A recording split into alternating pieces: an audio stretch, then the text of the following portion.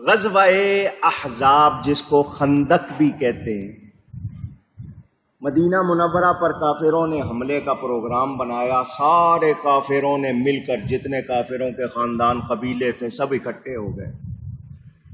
حضرت سلمان فارسی نے مشورہ دیا، حضور ہمارے ہاں یہ ہے کہ جنگ ہوتی ہے تو بستی کے ارد گرد خندق بنا دیتے ہیں، ٹرینچ کہتے ہیں شاید انگلش میں، اس میں آگ لگا دیتے ہیں تاکہ دشمن آبادی میں نہ آئے، باہر ہی رہے.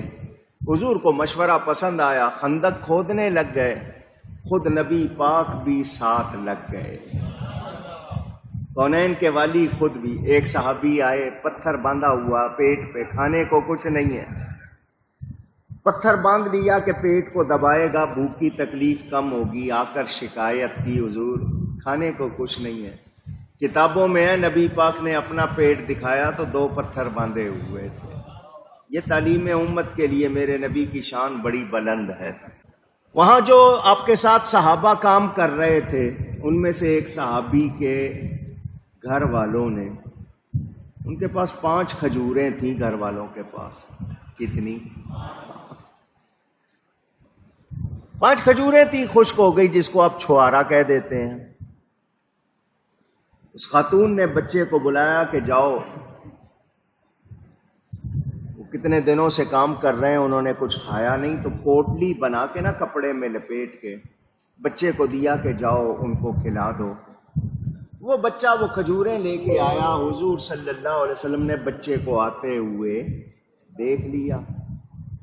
آپ نے اس کو اپنے پاس بلایا، ادھر آؤ، کیا لائے ہو؟